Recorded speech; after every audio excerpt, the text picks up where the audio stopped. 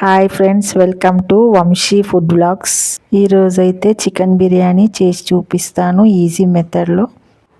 1 kg chicken తీసుకోవాలి. కావలసిన పదార్థాలు: చికెను, పుదీనా, కొత్తిమీర, గరం మసాలా, తర్వాత ఒక స్పూన్ 2 స్పూన్ల అల్లం వెల్లుల్లి పేస్ట్ వేసుకోవాలి. తర్వాత 1 కప్పు పెరుగు వేసుకోవాలి. పెరుగు వేసుకున్న తర్వాత ఒక 4 స్పూన్స్ కారం వేసుకోవాలి. మీ కారానికి మీరు ఎంత కారం వేసుకుంటారో దాన్ని బట్టి కారం వేసుకోవాలి. మేమైతే 5 స్పూన్స్ వేసినాము. తర్వాత 4 స్పూన్స్ సాల్ట్ వేసాను. వేసిన తర్వాత ఒక 2 లెమన్స్ తీసుకొని 2 లెమన్స్ పిండుకున్న తర్వాత మంచిగా కలుపుకోవాలి. కలుపుకున్న తర్వాత ఒక 1 అవర్ ఫ్రీజర్లో కానీ బయట కానీ పెట్టుకోవాలి.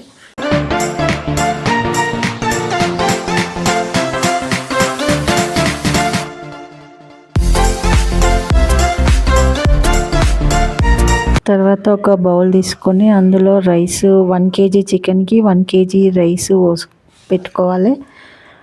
పోసుకున్న తర్వాత బాగా వాష్ చేసుకొని 2 టైమ్స్ వాష్ చేసుకొని ఒక 1/2 అవర్ అట్లా పెట్టుకోవాలి. పెట్టుకున్న తర్వాత ఒక 1/2 అవర్ తర్వాత అయితే కడిగిన బియ్యాన్ని పొయ్యి మీద పెట్టుకొని అందులో కొత్తిమీర, పుదీనా, హోల్ గరం మసాలా వేసుకోవాలి. అల్లం వెల్లుల్లి పేస్ట్ కూడా అందులోనే వేసుకోవాలి. 1 స్పూను ఆయిల్ వేసుకోవాలి.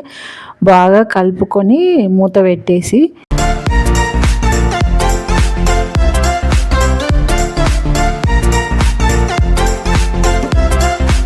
చికెన్కి అయితే వేరే బౌల్ పెట్టుకోవాలి. అందులో ఆయిల్ వేసుకొని ఆనియన్ మంచిగా డీప్ ఫ్రై చేసుకోవాలి. బ్రౌన్ కలర్ వచ్చేంత వరకు ఆనియన్ ఫ్రై చేసుకోవాలి. ఆనియన్ అయితే డీప్ ఫ్రై అయిపోయింది బ్రౌనిష్ కలర్లో. తర్వాత నానబెట్టుకున్న చికెన్ని ఆ బౌల్లో వేసుకోవాలి.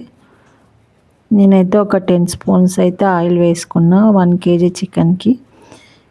ఆయిల్లో వేసుకున్న తర్వాత బాగా కొంచెం వేగనీయాలి చికెన్ అయితే వేగిన తర్వాత రైస్ 90% ఉడికిన తర్వాత రైస్ని ఇందులో వేసుకోవాలి. వేసుకున్న తర్వాత దమ్ ఆనియన్ అనేది పైనుంచి వేసుకోవాలి, బ్రౌన్ ఆనియన్.